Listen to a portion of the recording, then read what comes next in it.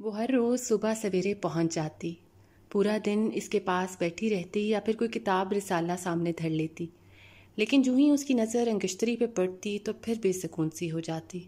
انگشتری تو جیسے اس کے عذاب پر سوار ہو کر رہ گئی تھی۔ اس نے اپنی بے رنگ کی انگشتری کو بارہا الٹ پلٹ کر دیکھا تھا، دونوں میں اسے بال برابر بھی کہیں فرق دکھائی نہ دیا۔ یہ انگوٹھیاں کسی مشین کی بنی ہوئی نہیں تھیں، یہ تو کسی انتہائی مشاق سنار کے فن کا نمونہ تھی، سادہ، سجل اور من بھاونی سی۔ لگتا تھا کسی خاص انسان نے انہیں اپنے پسند سے بنوایا ہو۔ اس نے بہتیرا دماغ کھپایا مگر کچھ صحیح سے سمجھ میں نہ پڑا۔ جب زیادہ زور دیتی اور معاملے کو منطقی انداز فکر سے دیکھتی تو نتیجہ نکلتا وہ کچھ زیادہ خوشگوار نہ ہوتا۔ اس انگشتری کے حساب سے کالے خان سے اس کا کوئی بہت قریب سمبند نکلتا۔ کالے خان یا تو اس کے مرحوم باپ کا کوئی قریبی عزیز ہے، بیٹا، اور یا پھر کوئی چور، لیکن کالے خان چور نہیں ہو سکتا، تو پھر وہ بیٹا ہی ہو سکتا ہے۔ ایسی ہی انگوٹھی اس کے باپ نے اس کی ماں کو اپنی محبت کی نشانی کے طور پر پہنائی تھی، اور اب اسی طرح کی انگوٹھی کالے خان کے ہاتھ میں ہے۔ وہ اس تلخ حقیقت پہ سوچتے سوچتے پاگل سی ہو جاتی تھی۔ ایک روز اس کے بازو پہ ہلکے ہاتھ سے مالش کرتے ہوئے کہنے لگی، کالے خان، یہ انگشتری اتار دو، ہاتھ پہ ورم کی وجہ سے بری طرح پھنسی پڑی ہے۔ اسے تو جیسے بچھو نے کاٹ لیا تھا۔ وہ تل ملا کر بولا، نہ، اسے مت اتارنا، اسے تو میں نے ہسپتال والوں کے لاکھ کہنے کے باوجود بھی نہیں اتارا۔ یہی تو ایک انگوٹھی رہ گئی ہے میرے پاس، میرے ماں باپ، میرے خاندان کی نشانی۔ سفیدہ بائی نے کمال تحمل سے کہا، یہ تو سب ٹھیک ہے مگر یہ بری طرح انگلی میں پھنسی ہوئی ہے، جبکہ بڑے پڑے تمہارا جسم سست پڑ گیا ہے، ہاتھ بازوؤں پہ ورم اور دوران خون بھی خاطر خواہ نہیں، اس لیے اس انگوٹھی کا اتارنا ہی بہتر ہے۔ اچھا، اگر تم بھی اسے میرے ہاتھ سے اتارنا مناسب سمجھتی ہو تو اتار لو۔ اس نے ہلکی سی کراہ کے ساتھ اپنا ہاتھ ڈھیلا چھوڑ دیا، مگر سفیدہ بائی ہر حربہ آزمانے کے بعد بھی وہ انگشتری نہ اتار سکی۔ خجل سے بولی، بھائی کالے خان، یہ تو ٹس سے مس نہیں ہوئی، لگتا ہے اسے بھی تمہارے سے علیحدگی پسند نہیں۔ وہ اپنے دوپٹے کے پلو سے انگوٹھی صاف کرتے ہوئے پوچھنے لگی، اچھا بتاؤ، یہ تمہاری ماں کی نشانی ہے، باپ کی یا پھر جورو؟ اس کی دکھائی دینے والی ایک آنکھ میں جیسے اوس کا چھینٹا سا لگ گیا ہو۔ چند ثانیے وہ پلکیں بند کیے خاموش سا ہو لیا۔ سفیدہ بائی بولی، میرے اس سوال سے شاید تمہارا دل دکھا ہے، مجھے معاف۔ نہیں، ایسی کوئی بات نہیں، یوں ہی کبھی کبھی کلیجے کو کچوکا سا لگ جاتا ہے۔ ہاں، تم پوچھ رہی تھی کہ انگشتری کس کی نشانی ہے؟ سمجھ لو کہ یہ میرے ابا اماں دونوں کی ہی نشانی ہے۔ میرے ابا نے آگرہ کے رہنے والے اپنے سنار دوست سے بڑی فرمائش کر کے 2 انگوٹھیاں بنوائی تھی۔ ان انگوٹھیوں کا کندن میرے دادا کی جیبی گھڑی کے ڈھکن کا تھا، جو ایک حادثے میں بری طرح ٹوٹ گئی تھی۔ ان انگوٹھیوں کے ننھے نگینے بڑے قیمتی پنے تھے جو میری دادی کے بازو بند سے اترے ہوئے تھے۔ بڑے شوق و اہتمام سے انگوٹھیوں کی پٹی پر ابا نے اپنا نام کندہ کروایا۔ ایک انگوٹھی میری اماں کو اپنی محبت اور وفا کی نشانی کے طور پہ پہنائی تھی۔ پھر ایک ٹھنڈی آہ لینے کے بعد بولا، میری سر کی سرکار، یہ وہی انگوٹھی ہے جو میرے ابا نے میری اماں کو خود اپنے ہاتھ سے پہنائی تھی۔ سفیدہ بائی کچھ دیر اس کے چہرے کو تکتی رہی، پھر بڑی رسان سے پوچھا، اور دوسری انگوٹھی؟ وہ انہوں نے خود پہن لی، اس پہ میری ماں کا نام لکھا تھا۔ میرا باپ میری ماں سے بڑا انس رکھتا تھا، ہر لمحہ ہر وقت اس کی دلجوئی اور خاطرداری میں لگا رہتا تھا۔ سفیدہ بائی نے اس کی بات درمیان میں قطع کر کے ایک اور سوال پوچھ لیا، کیا تمہاری ماں تمہارے باپ کے خاندان سے تھی یا تمہارے والد نے اپنی پسند سے؟ نہیں، ایسی کوئی بات نہیں تھی، ہم اصیل پٹھانوں میں شادیاں اپنے خاندان میں ہی رہ پاتی ہیں۔ میری ماں کوئی ایسی خوبصورت بھی نہیں تھی، دراصل وہ گنو پنو والی عورت تھی، ایک سگھڑ اور صابر، جبکہ میرا باپ بڑا غسیلا اور ہٹیلا مرد قسم کا آدمی تھا، مگر میری ماں کے آگے وہ حد درجہ حلیم و کریم رہتا۔ مگر افسوس کہ وہ… سفیدہ بائی اس کے آدھے دکھائی دینے والے چہرے پہ نظریں گاڑے غور سے اس کی بلکہ اپنی بات سن رہی تھی۔ اس کے اچانک جو خاموش ہو جانے سے اس کی چتون پر بل پڑ گیا اور وہ اندر سے کسمسا کر رہ گئی۔ بولی، کالے خان، تم اپنے والد اور والدہ کے متعلق بات کر رہے تھے کہ میرا باپ میری ماں کی حد درجہ عزت و تکریم کرتا تھا، مگر افسوس… اب آگے بات کو بڑھاؤ۔ ہاں، میں اپنے باپ کی بات کر رہا تھا۔ سر کی سرکار، میرے اسی باپ نے میری صابر و شاکر ماں کو زندہ درگور کر دیا۔ وہ کسی طوائف کی زلفوں کا اسیر ہو کر اسی کا بن کے رہ گیا۔ وہ تو بہت بعد میں معلوم ہوا وہ کاروباری مصروفیات کی آڑ میں اس طوائف کے ہاں قیام کیا کرتا تھا۔ پھر ایک وقت ایسا لگا کہ اس کا اپنے بیوی بچوں سے التفات بالکل ہی ختم ہو کر رہ گیا، یہاں تک کہ وہ انگوٹھی جو اس نے اپنے ہاتھ میں پہنی ہوئی تھی، جس کے لیے کندن میرے دادا کی گھڑی سے لیا گیا تھا، جس کا نگینہ میری دادی کے بازو بند سے اترا ہوا تھا، وہ جس پہ میری ماں کا نام کندا تھا، اسی اپنی محبوبہ طوائف کو تحفے میں دے دی۔ کالے خان نے اتنا کہہ کر پھر خاموشی سادھ لی۔ سفیدہ بائی نے تھوڑی دیر بعد پھر کے دستے پناہ سے، پھر راکھ کے ڈھیر سے دبی چنگاری نکالنے کی جستجو۔ ایک دن میرا باپ بیٹھا بٹھایا ہیضے کی وبا میں لوٹ پوٹ ہو گیا۔ اس کے کچھ عرصے بعد میری ماں بھی چل بسی۔ اس طرح ایک طوائف کی وجہ سے ہمارا ہنستا پستا گھرانہ تباہ و برباد ہو کر رہ گیا۔ پھر میرے من میں ایسی گریں پڑ گئی کہ میرا جی دن بدن اس دنیا سے اچاٹ ہوتا چلا گیا۔ ہر چیز، ہر خوشی زہر لگتی تھی۔ انسانیت، شرافت، بیوی بچے، پیار محبت، سب سے نفرت ہو گئی۔ اپنے شہر، علاقے، خاندان، احباب، سب سے جی میلا ہو گیا۔ آوارہ گردی شروع کر دی۔ موسیقی سے قدرے سکون نصیب ہوتا تھا۔ پچھلے دنوں میں کاروباری سلسلے میں کچھ عزیزوں سے ملاقات کی غرض سے جموں پہنچا۔ اگلے روز سیالکوٹ روانہ ہونا تھا۔ وقت گزاری کے لیے ایک باغ میں بیٹھا تھا کہ میرے قریب ہی کچھ سازندے قسم کے لوگ بیٹھے اپنے سازوں کو سر کر رہے تھے۔ یوں ہی باتوں باتوں میں انہوں نے تمہاری گائیکی کچھ ایسی تعریف باندھی کہ میں ان کے پیچھے پیچھے ہو لیا۔ پھر جامن کا پیڑ، ہسپتال، اور اب یہ لا حاصل سی بیکار باتیں۔ سفیدہ بائی نے ایک ٹھنڈی سانس بھرتے ہوئے کہا، یہ باتیں بیکار نہیں، بڑی کارآمد ہوئیں۔ اب صرف ایک اور بات بتاؤ، وہ طوائف جس کو آپ کے ابا سے تعلق خاص رہا تھا، کیا تم نے اسے دیکھا یا کچھ جانتے ہو کہ وہ کون تھی، کہاں تھی، کچھ نام وغیرہ؟ نہیں، ہمارے ابا نے اس کے بارے میں کبھی کسی کو ہوا تک لگنے نہیں دی تھی، اور نہ ہی ہم نے کبھی جاننے کی کوشش کی۔ نہ اس سودہ محرومیوں کے ڈھیر کو کریدنے سے دکھ کے علاوہ اور تو کچھ حاصل نہیں ہوتا۔ سفیدہ بائی تو جیسے پاتال میں اتر گئی۔ اس کا رنگ فک ہو گیا۔ بے دہانی میں اس کے منہ سے صرف اتنا نکلا، تم نے سچ کہا، طوائف اور گندگی کے ڈھیر سے سوائے بدبو کے اور کچھ حاصل نہیں ہوتا۔ پورے 1.5-2 ماہ تک سفیدہ بائی ہسپتال میں اس کی چارپائی کی پٹی بنی رہی۔ اس دوران وہ مسلسل چت پڑا رہا۔ لیٹے لیٹے ہی ہاتھ پاؤں ٹانگوں کی ہلکی سی ورزش کرائی جاتی۔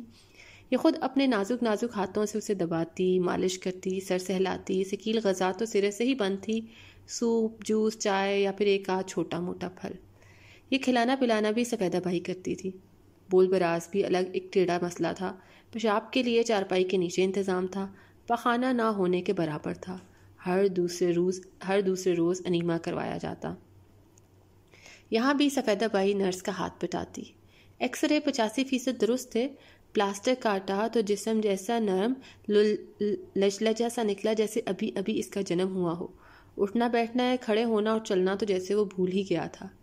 اب اسے چند منٹ بیٹھنے، کچھ قدم چلنے اور ہلکی ہلکی ورزش کی اجازت ملی تھی۔ ہسپتال میں مزید 15 روز گزارنے کے بعد سفیدہ بائی سے اپنے چوبارے پہ لے آئی تھی۔ لگ بھگ 3 ماہ تک سفیدہ بائی اپنے کام دھندے سے فارغ اور کالے خان کی تیمارداری میں لگی رہی تھی۔ اب وہ حادثے سے پہلے والا کالے خان تھا اور نہ وہ پہلے والی سفیدہ بائی تھی۔ کالے خان کا یہ عالم کی بیماری اور بیزاری سے جھڑوس کر کالا جامن سا نکل آیا تھا۔ رنگ پہلے ہی سڑا ہوا کہ اب طبیعت مزاج کا بھی سڑگل ہو گیا۔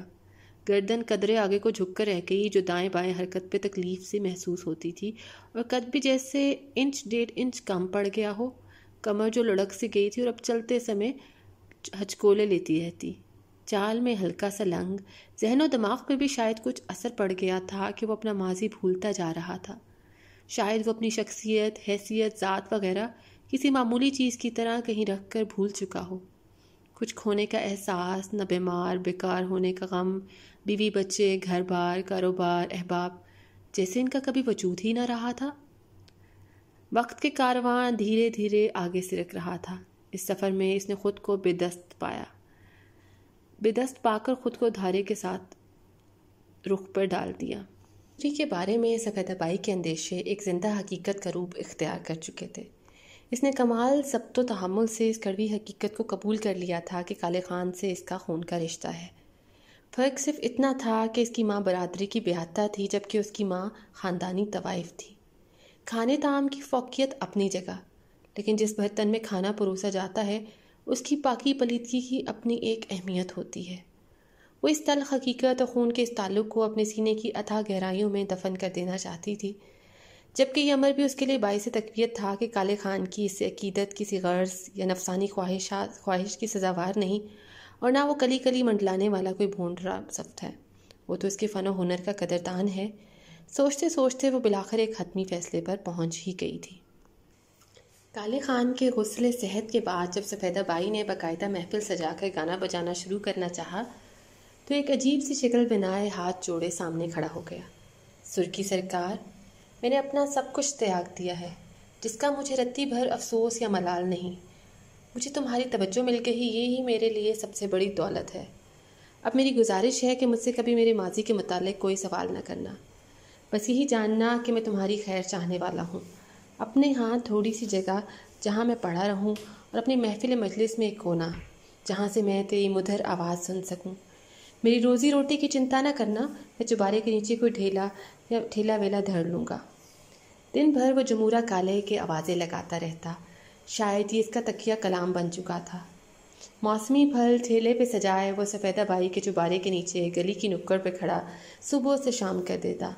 مستقل آنے جانے والوں، دکانداروں، بڑوں اور تماش بینوں سے اس کی واجبی سی الیک سلیک بھی شروع ہو چکی تھی۔ خیر خیریت اور سلام دعا کے طور پر وہ یا علی تیرے چاہنے والوں کی خیر کا نعرہ نما فکرہ استعمال کرتا تھا۔ پھلوں سے اس کی بے پناہ دلچسپی کی اصل وجہ تو معلوم نہیں تھی، ہاں جو بظاہر وجہ نظر آتی تھی وہ یہ کہ رات اپنا روزی ٹھیلا بڑھا کر جب وہ چوبارے کی سیڑھیاں چڑھتا تو اس کے ہاتھ میں ایک وزنی پوٹلا ان چنیدہ پھلوں کا ہوتا جنہیں وہ اپنے پھلوں سے خوب چھانٹ کر اپنی سروں والی سرکار کے لیے بطور خاص علیحدہ کرتا۔ پھلوں میں اسے صرف جموں کے خوب موٹے موٹے رسیلے میٹھے مگر ہلکے کسیلے جامن بہت پسند تھے۔ جامنوں کے موسم میں جیسے جوان ہو جاتا، ٹھیلے پہ جامنوں کا ٹیلا بنائے اوپر پھول سجائے وہ سارا دن جمورہ کالے کے لہک لہک کر آوازیں لگاتا رہتا۔ بس جامنوں کے ساتھ یہی ایک خرابی ہے کہ ان کا موسم اور جوبن بہت جلد ڈھل جاتا ہے، غریب کی جوانی کی طرح۔ جب یہ پک جاتے ہیں تو پھر آوارہ پرندوں کی چونچوں ٹھونکوں کا نشانہ بنتے ہیں، جو وہاں سے بچ لیں تو پھر وہ پتھروں، روڑوں اور لمبی لمبی کمیچیوں کے زد میں آ جاتے ہیں۔ اگر یہاں سے بھی نکل جائیں تو گل سڑ کر راہیں راستے خراب کرتے ہیں، ہاتھ، دامن، لب، زبان اور طبیعت تک اپنے رنگ میں رنگ ڈالتے ہیں۔ کالے خان کی اپنی طبیعت، شکل و صورت، رنگ ذوق بلکہ اندر کا سروپ بھی جامن رنگ تھا، کسیلا، رسیلا اور کچھ میٹھا۔ شاید اس کا انجام بھی کہیں جامن جیسا تھا۔ اب وہ سب سے بچ بچا کر اسراف پر پڑا تھا۔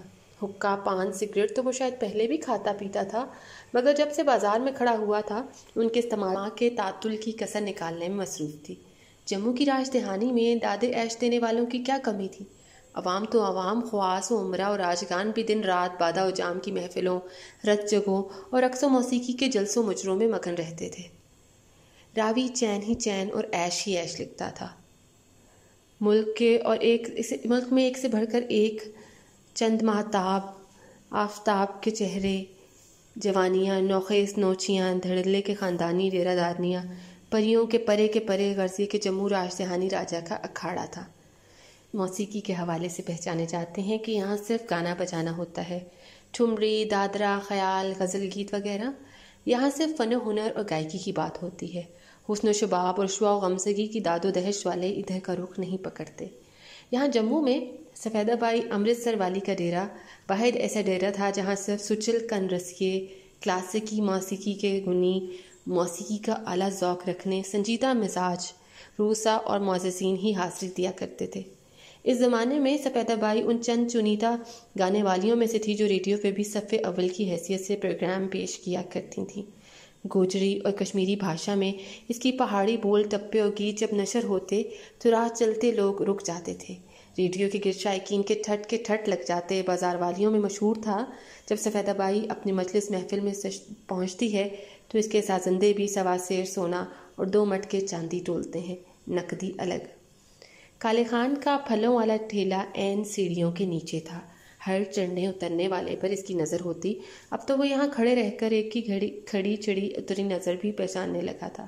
رات کا پہلا پہر ختم ہوتے ہی بکے نہ بکیں وہ ٹھیلا بڑھا کر اوپر چلا جاتا۔ سفیدہ بائی کے لیے پھلوں کا تھیلا اندر اس کی خوابگاہ میں پہنچا کر غسل خانے میں گھس جاتا، نہا دھو کر لباس تبدیل کرتا، بالوں میں تیل جوڑتا، عطر پلیل سے رومال معطر کرتا، پھر خاموشی سے بیٹھک میں داخل ہو کر اندرونی دروازے کی اوٹ میں اپنی مخصوص جگہ پر بیٹھ جاتا۔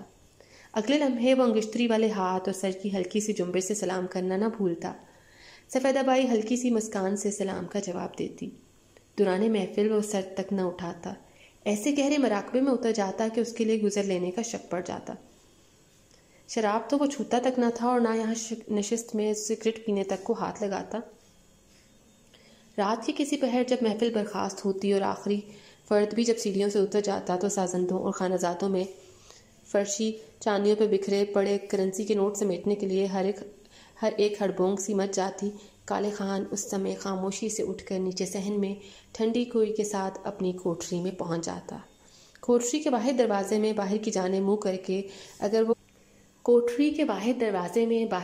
منہ کر کے اگر وہ کھڑا ہوتا تو عین اس کے ماتھے کے سامنے اوپر پہلی منزل پر سفیدہ بائی کی خوابگاہ تھی، جس کا ایک دریچہ اس کی کوٹری کی جانب کھلتا تھا۔ جب تک وہ اس درشن جھروکے سے اسے سفیدہ بائی کے درشن نہ ہوتے اور وہ اسے ہاتھ کے اشارے سے آرام کرنے کا اذن نہ دیتی، وہ کوٹری کے باہر چوکھٹ پر ہی دھرنا دیے رہتا۔